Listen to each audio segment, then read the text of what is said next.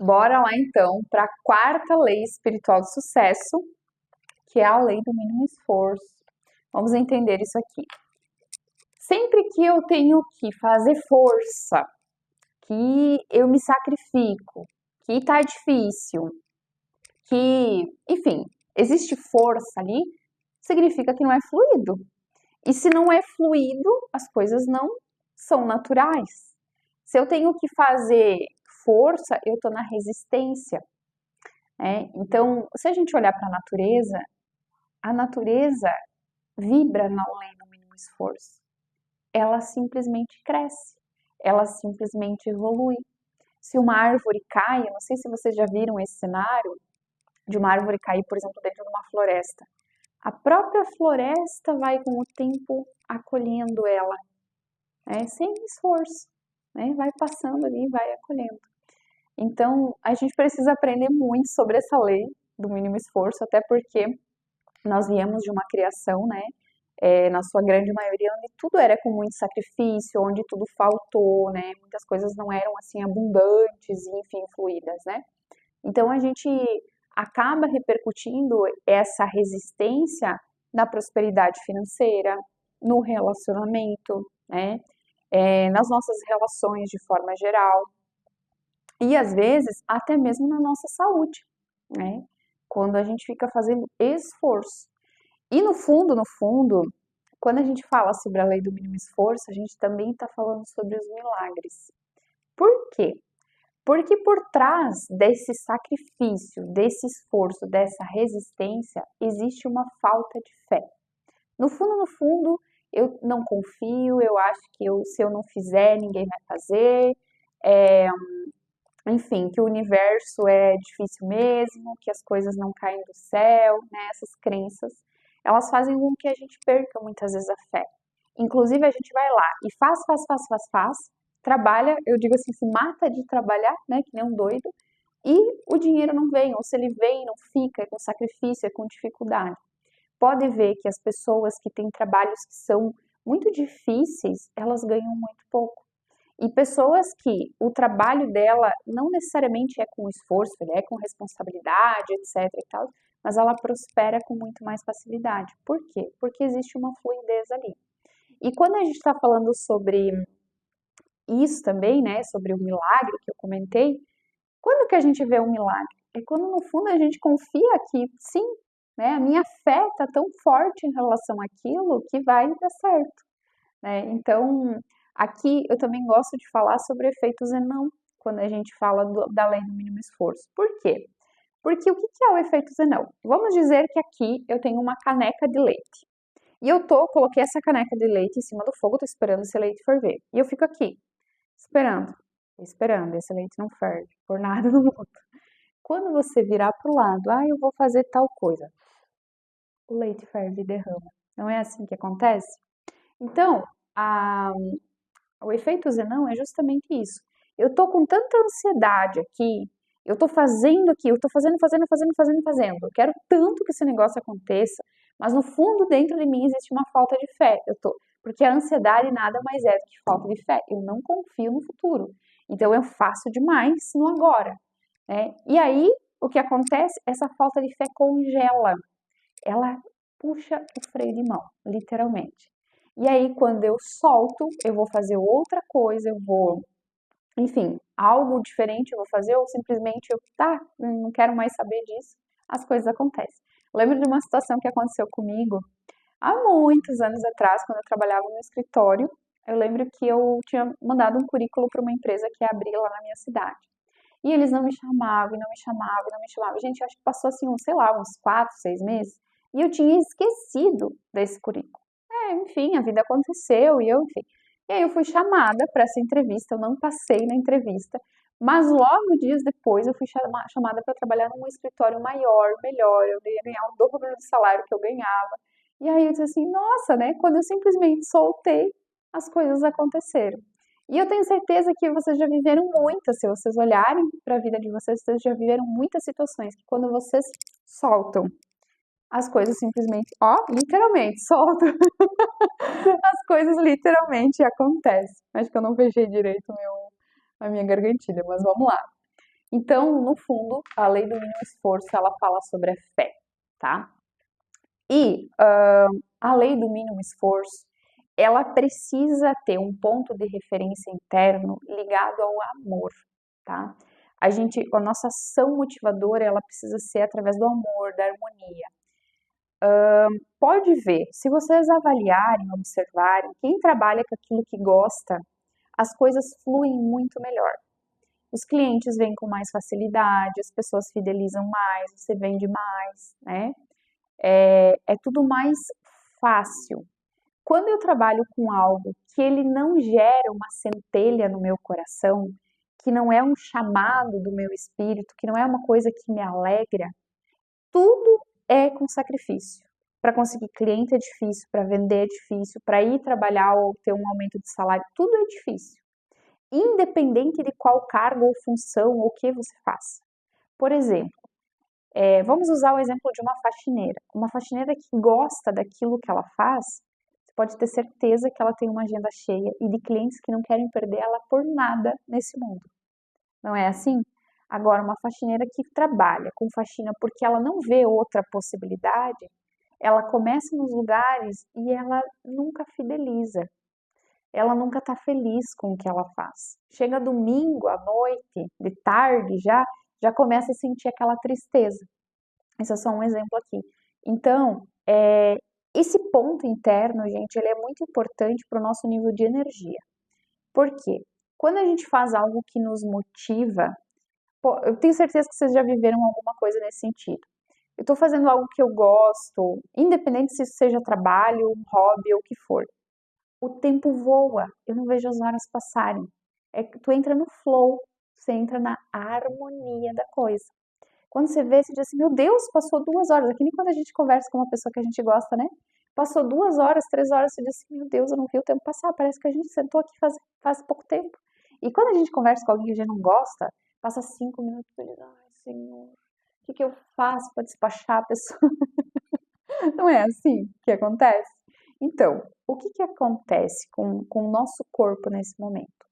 Se eu estou fluindo, eu estou vibrando na frequência do amor, e na frequência do amor não é que eu estou apaixonada, aquilo é bom para mim, aquilo me nutre, aquilo me armazena energia. E essa nutrição, o amor, ele traz nutrição para a gente, ele vai gerar, armazenar, para que a gente possa ter gás para utilizar essa energia, porque todo trabalho vai ter coisas que a gente não gosta de fazer, né? Por mais que a gente ame aquilo que a gente faz. Então a gente se nutre com algumas coisas e vai gerando essa energia. Quando eu faço algo que eu não gosto, né, e que eu tenho resistência, automaticamente eu vou me sentir drenada, eu vou me sentir sugada, eu não vou ter vontade. E aí todo o resto vem em consequência, é um efeito dominó. Todo o resto é com sacrifício, todo o resto é com freio de mão puxado, todo o resto é difícil. Então, o Deepak Chopra ele usa 3 componentes dessa terceira lei sistêmica, quarta lei espiritual do sucesso, que ele fala. O primeiro componente é a aceitação, o segundo é a responsabilidade, e o terceiro é a indefensibilidade. Vamos entender isso. O primeiro componente é a aceitação. O que ele quer dizer com isso? Até ele usa essa palavra, faça pouco e realize muito, né? Então, por exemplo, no momento presente, existem algumas situações que a gente não tem como modificar elas agora, né? Então, quando eu não consigo modificar isso agora, se eu ficar batendo murro em ponto de faca, eu vou perder energia. Então, o que eu posso fazer nesse momento? Aceitar que é isso. Neste momento, agora, é isso. Isso não quer dizer que eu não possa querer um futuro diferente, muito pelo contrário, tá? Porque às vezes as pessoas elas entendem a aceitação como aquela coisa assim, deixa a vida me levar. Não, e não é isso. A aceitação é eu tô fazendo o meu melhor aqui, para que no futuro eu colha as sementes, porque geralmente o que a gente está vivendo no aqui e no agora são sementes que a gente plantou lá atrás. Então lá atrás eu tinha um outro nível de consciência, um outro nível de percepção, eu achava que pudesse ser de um jeito, enfim. A vida aconteceu e a gente não tem controle sobre isso, né? Então, ok, eu aceito a realidade do momento presente. E aqui, gente, essa parte da aceitação, ela tem muito a ver com a terapia, com os sentimentos. Então, assim, eu não tenho como voltar lá no passado e fazer diferente, mudar, modificar. Não tem como fazer isso. Eu preciso aceitar. Eu preciso assentir. Só que eu só vou conseguir assentir e aceitar de verdade quando eu resolvo os meus sentimentos em relação aos meus BOs que aconteceram ou que estão acontecendo no momento presente. É aqui que a grande maioria das pessoas nem sai desse local, desse primeiro componente da lei do mínimo esforço. Por quê? Porque todo mundo viveu na sua trajetória situações que às vezes a pessoa lembra, mas às vezes está lá no inconsciente, porque o nosso cérebro faz isso, ele joga para o inconsciente, a gente meio que esquece, ou às vezes se você não tem um alto nível de autoconhecimento, você nem sabe o que de fato foi que a raiz da questão que te doeu, por isso entra a terapia, né, a importância da terapia. Só que tudo que nos aconteceu vai impactar a nossa vida, seja positivamente ou negativamente. Então, eu não posso voltar no passado e fazer diferente, mas eu posso me trabalhar no aqui e no agora para ressignificar, para entender os meus sentimentos em relação a isso, porque assim, eu não tenho como mudar o que a outra pessoa vai fazer comigo ou o que ela fez comigo, mas eu tenho como mudar os meus sentimentos em relação a isso. Porque no fundo, quando a gente vive alguma coisa, a gente nem tá brigando com a situação com a pessoa. No fundo, a gente está brigando com os nossos próprios sentimentos. E é aqui que é a chave da questão. Porque sobre os meus sentimentos eu tenho poder.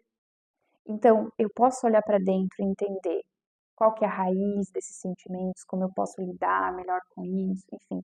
Então, aqui que a gente pode, de fato, ressignificar tudo isso, tá? Então, esse é um ponto muito importante, a gente entender e fazer as pazes com os nossos sentimentos. E aí, quando a gente faz isso, a gente vai para o segundo estágio, que é da responsabilidade. Então, primeiro, a responsabilidade ela vai trazer uma transformação. E segundo, é a minha parcela de responsabilidade. Eu não posso pegar uma situação e puxar toda a parcela, 100% da parcela de responsabilidade para mim. Porque se eu conviver com outra pessoa, a outra pessoa tem a parcela de responsabilidade dela. Quanto a isso, eu não tenho poder nenhum. Eu não posso fazer nada. É dela. Agora, quanto à minha parcela de responsabilidade, o que eu posso fazer? E se eu olhar para isso, para que todo problema que aconteceu, ele é, no fundo, ele é uma semente de oportunidade. Ele é uma semente de evolução. No fundo de tudo, se você olhar para a tua vida, você vai perceber que até mesmo as piores coisas que te aconteceram, elas te trouxeram algo, algum aprendizado, alguma evolução, enfim. A não ser que você ficou preso lá, se vitimizando, se culpando, enfim. Aí você não fez esse processo, não veio para o segundo estágio. Então, qual é o significado oculto por trás disso que me aconteceu? O que eu precisava aprender com isso que me aconteceu? Às vezes eu até brinco assim que muitas vezes nosso aprendizado na vida é parar de ser besta. Enfim, a gente tem tanto a aprender. Aprender a não dar demais, aprender a colocar limites, aprender a se posicionar, aprender a honrar quem nós somos, né? Enfim, então a gente tem tanto a aprender. Esse é o segundo estágio, a responsabilidade. Eu só consigo aquilo que é meu, tá? E aí a gente vai para um terceiro estágio, que é a indefensibilidade. A indefensibilidade, ele fala sobre abrir mão da necessidade de querer provar algo, de querer convencer algo, de querer persuadir, de querer justificar. É quando assim, tá? Se o teu ponto de vista é esse, ok. Eu posso não concordar com o teu ponto de vista, mas eu respeito. E quando a gente para de fazer esse esforço de querer provar, justificar, convencer, a gente entra no flow. Se você tá ali assistindo o vídeo e pensando, nossa, o cabelo da Marília tá todo bagunçado, ai, a sala não sei o quê, enfim, eu não sei o que vai passar aí pela tua cabeça, tá? Eu posso não concordar contigo, mas é o teu ponto de vista, eu respeito. Pra mim, tá tudo certo, tá tudo bem. E aqui a gente pega esse ponto porque aí volta lá no começo, né, sobre as situações, as pessoas, os sentimentos. Muitas vezes a gente possa ter vivido coisas que foram, a realidade foi distorcida, que a gente foi injustiçado, E aí esse sentimento de injustiça, ele vai trazer aquele gatilho da gente querer provar que aquilo é real. E a gente, sim, a gente pode fazer isso. Só que o ponto é, se eu tô querendo mostrar para fora, isso vai ser com sacrifício, vai ser com esforço. Eu tô desgastando energia ali. Porque eu nunca vou agradar todo mundo. Jamais, em hipótese alguma. E prosperar na vida, gente, quanto mais vocês crescerem, prosperando financeiramente, mais vocês vão perceber isso. Quanto mais você crescer, mais pessoas para te julgar, para falar mal de você, para enfim, para te desmotivar vão aparecer. Inclusive pessoas que a gente nunca imaginou que fariam isso. Então esse é o ponto da indefensibilidade, tá? Se tu pensa sobre isso, é o teu pensamento, eu tô em paz comigo. E eu diria que essa indefensibilidade, ela tem a ver com o nosso nível de consciência. Se a minha consciência está em paz com quem eu sou, com o que eu faço, né? Qualquer pessoa pode falar de mim, pode distorcer a realidade, pode fazer uma cama de gato, pode fazer o que quiser. Eu tô em paz com a minha história. Eu tô em paz com quem eu sou. Eu sei que eu não fiz nada de errado, sabe? E quando eu entro nesse espaço, eu apenas sou. E eu falo, eu gosto de dizer que as pessoas que têm um mínimo de inteligência, sabedoria, por exemplo, se alguém chega lá e distorce a realidade, vamos dizer que alguém vai lá e fala, nossa, a Marília faz macumba negativa. E aí você vai dizer assim, ué, mas eu sempre fiz os tratamentos com ela, me senti tão bem, ela sempre me falou coisas da luz e tal. Como assim macumba negativa? No mínimo você vai se questionar. Se você for uma pessoa ignorante, o que eu falo com ignorante? Às vezes você não entende, ou você nunca estudou sobre algo, ou você simplesmente é uma pessoa, né, ali, né, desligada da vida.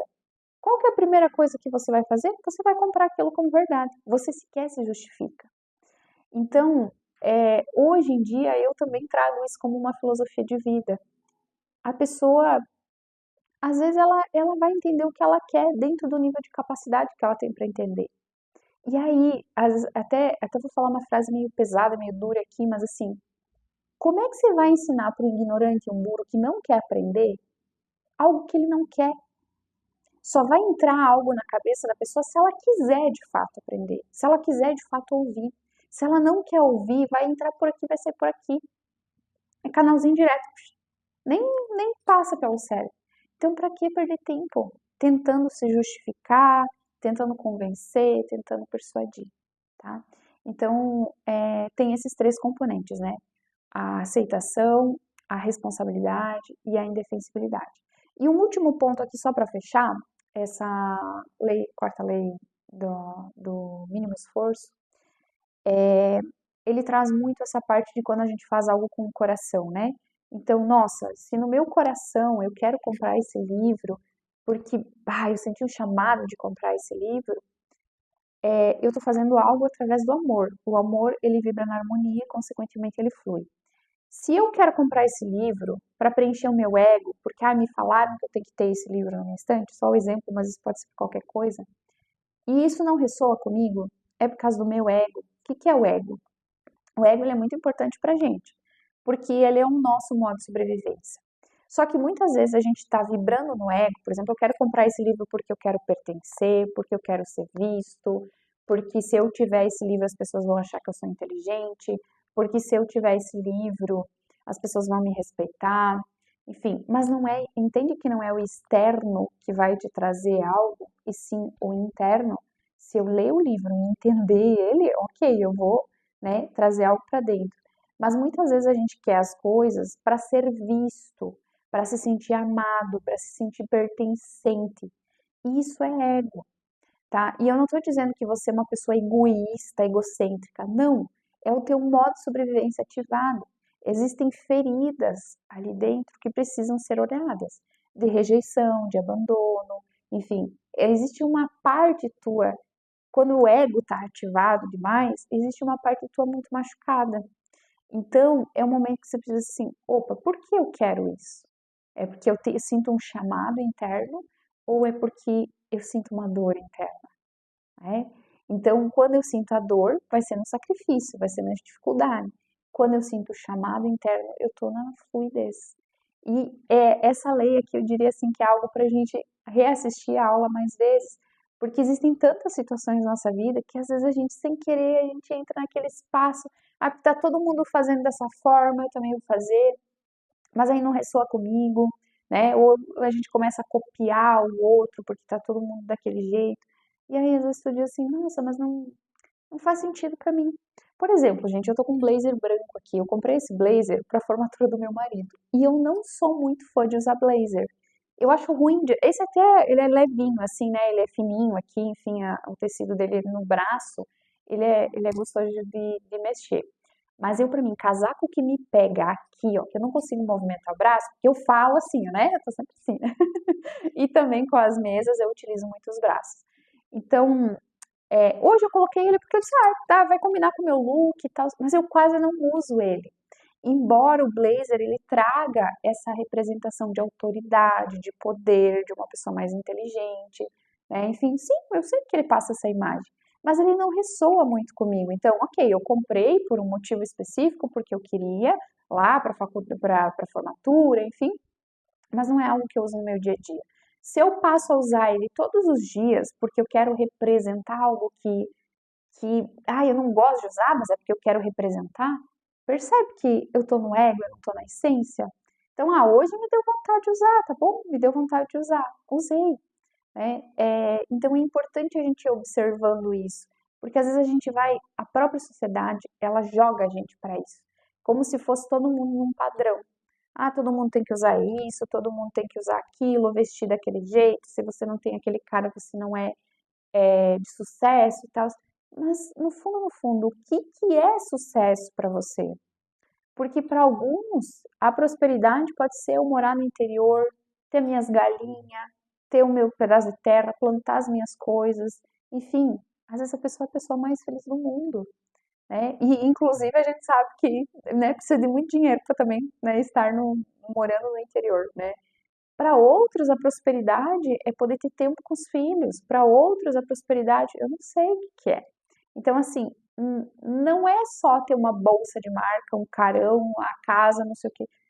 Não é para todo mundo que ressoa. Então, a gente é esse ponto de olhar para dentro. Qual é o meu chamado de alma, tá? Então, essa lei, ela fala sobre isso.